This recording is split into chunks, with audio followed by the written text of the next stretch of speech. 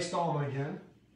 The doctor is in live with TOA. Thanks for coming to our next episode. Again, I'm your host, Gray Stahlman. I'm an orthopedic spine surgeon here with Tennessee Orthopedic Alliance. And I've been in practice with them about 25 years, trying to help people. I am, however, not your spine surgeon or your orthopedic surgeon. So the information today should be considered for entertainment and educational purposes only. If you have a problem, my best advice to you is seek out some care. Come to see us at TOA and we can get you back on your feet. I hope you find this information interesting, and let's move on. So episode number 2, again, we're still working out the kinks, so please forgive me if it looks a little rough, but I think we're getting better at it. Certainly if you have any insight or any desire to see some topic talked about, let us know and we'll try to work it in. Anyway, so last week's topic was low back pain.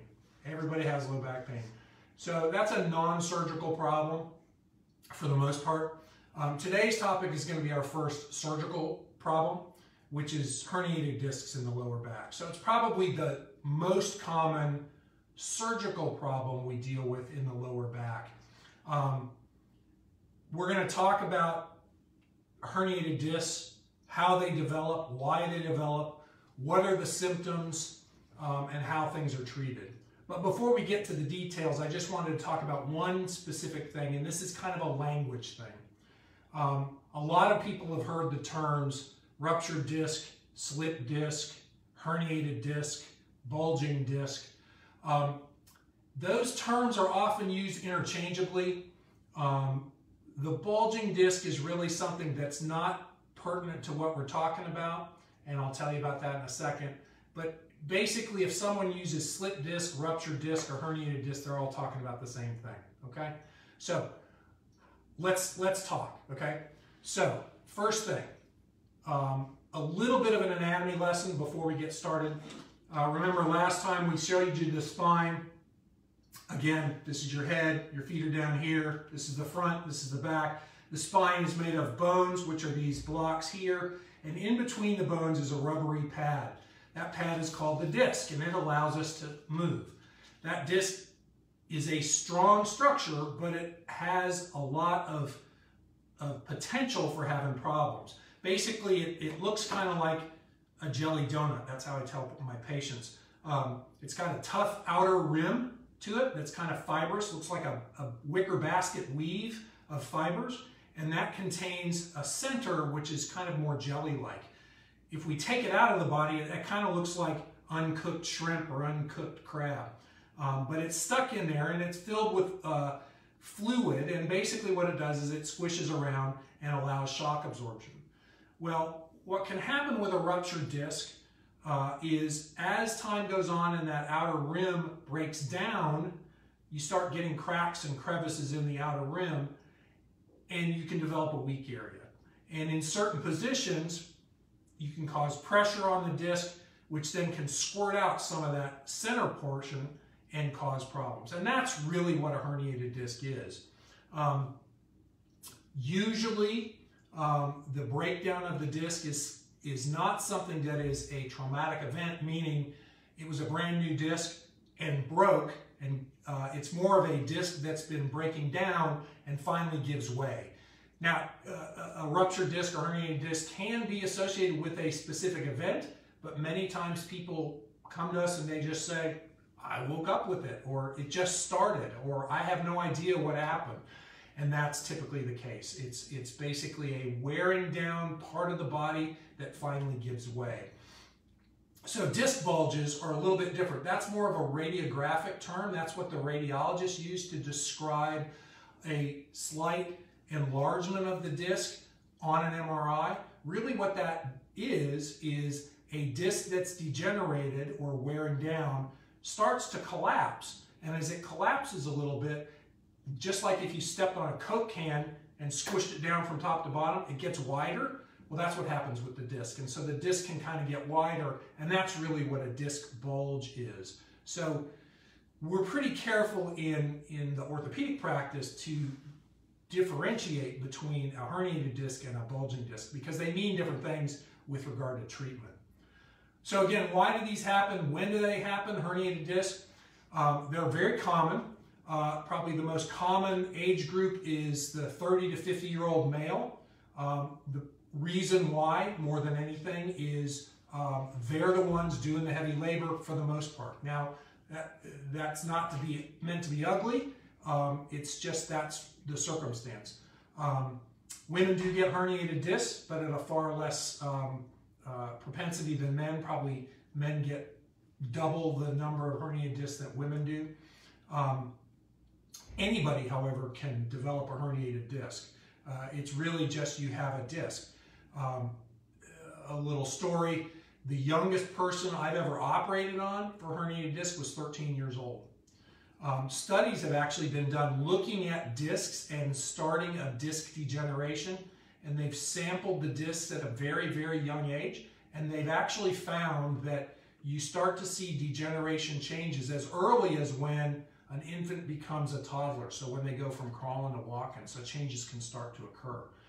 So what does that tell us? Well, it tells us that there is a component of genetics. There is a component of age. The older we get, the more likely the discs are going to break down. There is a family history, and that's part of the genetics thing. We often see people who have a herniated disc, particularly earlier in life, often have family members who've had the same thing. Cigarette smoking is a known factor in disc degeneration. People who are smokers have a far higher incidence of disc degeneration and symptoms than do non-smokers. And obesity. So people who are real heavy and people who are really sedentary, who do a lot of sitting, have a higher risk of developing a disc herniation. The one kind of physical thing that we talk about has probably a role in developing a disc herniation is kind of the bend, lift, twist combo maneuver. I call it the BLT. That puts a lot of stress on the disc. So if a disc is wearing down and you twist, bend, and lift through it, it can cause that center to push out and start giving you trouble. Rarely do we see people have a specific traumatic injury like a car wreck or a fall that is specifically causing the herniated disc. Most of the time it's just kind of comes up, okay? The good news is, from a symptom standpoint, probably 90% of people who have a herniated disc get better. And they get better on their own. They don't need surgery. So what that tells us is the vast majority of times that when people have a herniated disc, they're going to get better either on their own or with a little bit of help and don't commonly need surgery. Okay, so how do you know if you have a ruptured disc or herniated disc? So what are the symptoms? So most commonly, we'll see people start having back pain problems. For whatever reason, their back starts hurting, and then very likely, we'll see it change to more of a leg pain symptom. So the common story is I started having back pain, and then within a few days or a week or so, I started having more pain in my butt or down my leg, and really my back pain's not that bad, but it's really my leg pain. That's a classic story for a disc herniation. We can usually tell, or at least have a pretty good guess, about which disc is bothering somebody by the location of the pain in their leg, actually the geography, where it is in their leg that causes them pain. And the reason why that is because the nerves that come out of your spine go down and serve particular areas of your leg, and they're pretty consistent.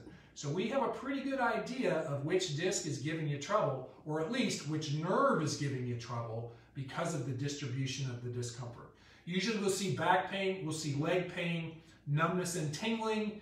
Sometimes we'll see a sensation of weakness down the leg. Occasionally people actually can develop such weakness they have a foot drop where they can't pick their foot up when they're walking and they start slapping their foot around. That's a little bit more concerning to us. And then there's the rare and dangerous symptoms. Those symptoms that are actually telling us that the nerves are really, really, really upset and are having problems, and that's where people start having control problems of their urine. They may either have urinary retention where they can't empty their bladder, or they have urinary incontinence where they leak and they don't realize it. Those people often will also have numbness and tingling in their private area, in their crotch and groin area, which is called the perineum. And those symptoms are something that really pricks our ears up. If people come to us or tell us they've been having those symptoms, that can potentially mean an emergency type of situation is going on, and we really go after those people quickly. Fortunately, that problem is pretty rare.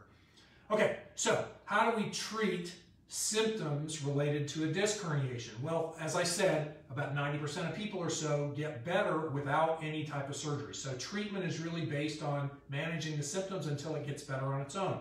And so the simplest things we do are medications, such as anti-inflammatory medications. Sometimes we'll prescribe people steroid medications to try to reduce inflammation.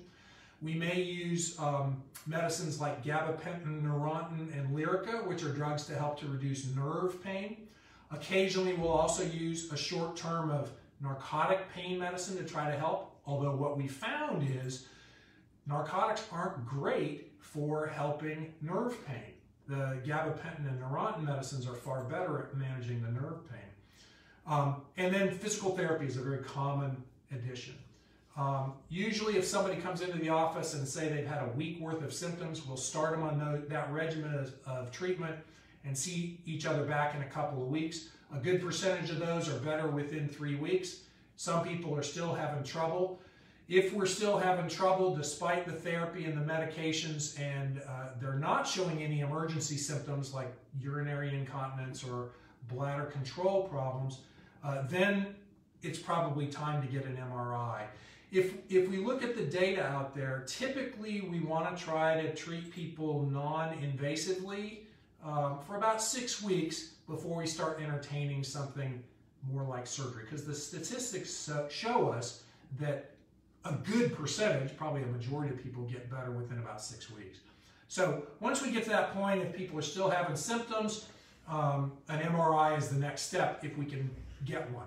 A CAT scan by itself is not a very good test. Many primary care doctors' offices or emergency rooms will order a CAT scan because that's what they have available to them. But really the CAT scan shows us an X-ray picture of the bones. It doesn't show us the soft parts, so the discs, the nerves, and that type of thing. And so it's not a great test for that. If a patient can have an MRI, that is the best test. It's non-invasive, there's no radiation, and it gives us a lot of detail about the shape of the discs, the nerves, the joints, the bones, etc. What would be something or a reason why somebody couldn't have an MRI? Well, people with pacemakers or implantable electronic devices often can't have an MRI. People with certain types of metal implants in their brain or eye cannot have an MRI. Rarely people have such bad claustrophobia that in order to get an MRI, we actually have to sedate them or use general anesthesia to get the MRI. But it's usually a mechanical or electrical device that precludes that. Joint replacements, such as a hip replacement, knee replacement, shoulder replacement, they don't keep us from getting an MRI. Spine screws and rods, if you've had surgery on your back before, they don't keep us from having an MRI. So usually an MRI is something that we can get done. If a patient can't get an MRI, what we recommend is doing what's called a myelogram with a CAT scan. A myelogram is where we inject some dye into the spine and it gets sloshed around inside the spine and outlines the area where the nerves are. And then the CAT scan is taken with that dye in there. It allows us to see where the nerves are, get an idea of where nerve pressure is, and that type of thing. So it's a test that we use. Surgeons use it a lot if they're planning for surgery, but it's usually not the best test first off because it's invasive. Okay, so what are the treatment options if we have a herniated disc? We have symptoms, we failed medications, time, physical therapy. Well, it kind of comes down to how bad the symptoms are for people. And I always tell people, what you decide next depends on how much you're hurting, what you're willing to put up with, and what you're willing to go through. Many people still will get better even 6 or 8 weeks, even longer after a disc herniation. And if they can tolerate the symptoms, waiting it out is certainly a reasonable and safe thing to do. However, if they're to the point where they can't live with it, next step up the ladder in kind of the toolbox is what's called an epidural steroid injection. It's basically a cortisone shot into the spine. It's done to try to help reduce the inflammation of the nerve that's coming from the disc herniation. When the center portion of the disc pushes out, it chemically is an irritant to the nerves. So there's pressure on the nerves, but there's also a chemical irritation to the nerves. And that can create inflammation, and the epidural injections can be useful to try to help control the inflammation. The injections don't dissolve the disc away, but the body is trying to do that itself. We think that what happens is, in the majority of people, the disc essentially gets dissolved away by the body or shrunk in size by the body, and that's why people's symptoms get better. So an epidural steroid injection is a good potential option. Not everybody can have one. If you're on a blood thinning medicine that we can't take you off of, or you have really bad diabetes where blood sugar effects from the steroids can be a problem, that might not be a good option. People who are afraid of having a needle put in their back, that's a reason too. And so lastly is surgery, okay? So ultimately the goal of surgery is to take the pressure off the nerves. And while there's a variety of terms used with surgery, the standard term and the technique that we use is called microdiscectomy. Basically, it's a small incision where we remove just enough muscle off the spine to get down into the bone. We remove a little bit of bone so that we can get inside the space where the nerves are. We see the nerves, we move the nerve out of the way, and then we remove the chunk or chunks of disc that are pushing out, and then we remove any loose disc pieces that are inside the disc, and then close things back up. Surgery can be done in an open technique where there's about an inch long incision. Some people will use what are called minimally invasive techniques. Basically, the incision might be a little bit smaller. They may use a special tool in the operating room to help them see a little bit better, but the technique is essentially the same. Some people use a microscope. Some people just use magnifying lenses on their glasses. They're all basically accomplishing the same thing: take the pressure off the nerve. The good news is surgery is outpatient. The vast majority of people go home the same day. The return to activities is fast. Usually, I don't let people swim or soak in a bathtub for about 2 weeks, but after that, I let people go back to doing whatever they feel comfortable doing. And their body will kind of tell them what they can do. Usually people are driving within a week to 10 days. People are back working a desk job 2 to 4 weeks after surgery. People are back working factory work 4 to 6 weeks after surgery. People are doing heavy labor somewhere between 6 and 12 weeks after surgery. The vast majority of times, people get back to the same level of physical activity that they were at before the disc herniation. There are some risks, but they're not that common. Infection happens in about 1%, about 1 in 100 cases. Nerve damage is actually very rare. It's very easy to protect the nerves because we're looking right at them. There is one factor, though, that the nerves are pretty sensitive structures, and if they've had pressure on them with the disc herniation, sometimes people can have permanent changes in the nerves that we can't see or we can't measure. And so oftentimes what we'll see with patients is we'll just have to see how much better you get with the nerve function, and usually that's either pain, numbness, and tingling is the most common thing that remains, occasionally weakness.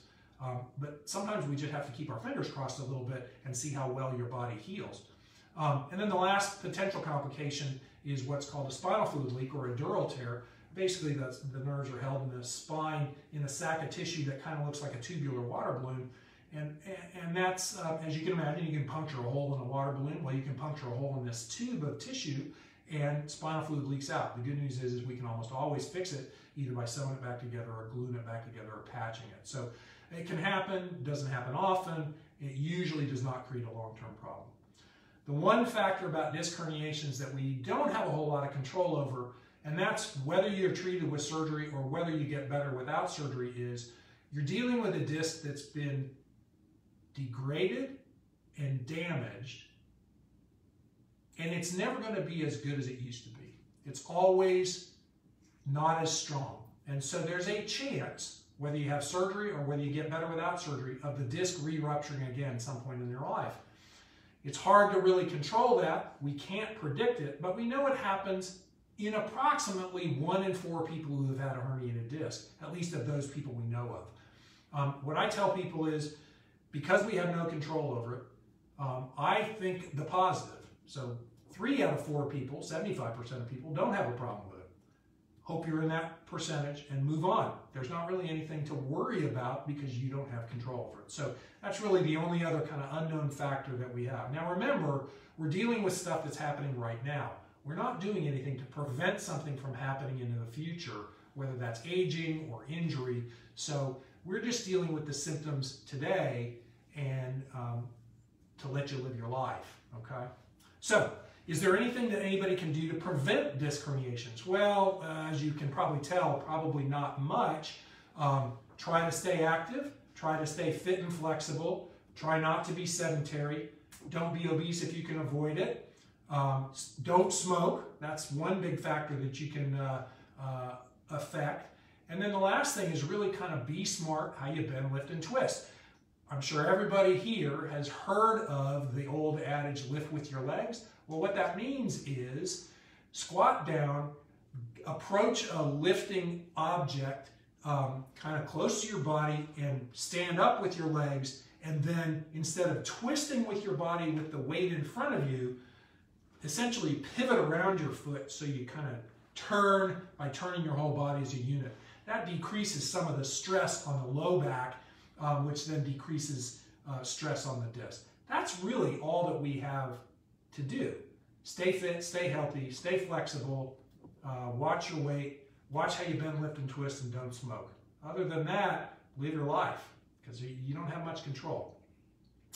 Well, that's about it. So what have we talked about? We've talked about disc herniations. What are they? Why do they occur? What are the symptoms? We've talked about treatment, everything from medicines to therapy to injections all the way up to surgery. We've talked a little bit about how to minimize the chance of developing a herniated disc.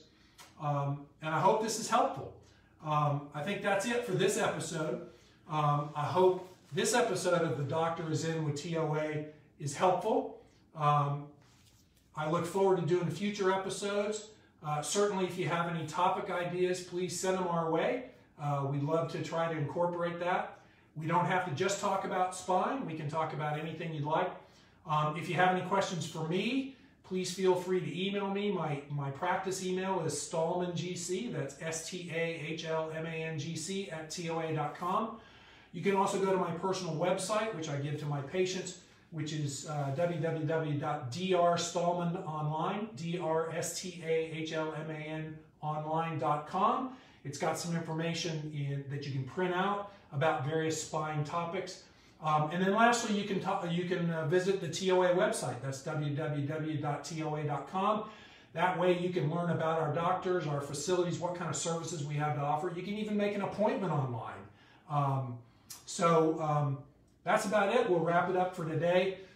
Next topic, which will be in a couple of weeks because I'm going on vacation, is we're going to talk about sciatica and pinched nerves in your lower back. That'll dovetail nicely with this talk as well as our previous talk. I hope to see you there. Until then, have a good weekend and live your best life.